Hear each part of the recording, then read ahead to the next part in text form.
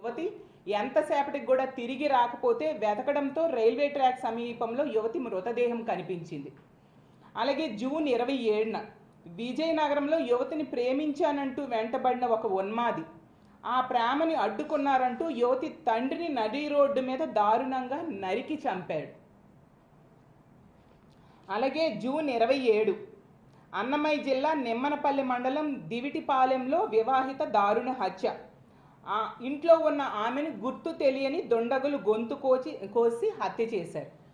ఎంత దారుణం! ఎన్ని సంఘటనలు! జూన్ 27 విజయవాడలోని ఒక మదర్సాలో 15 ఏళ్ల కరిష్మా అనే విద్యార్థిని అనుమానాస్పద మృతి.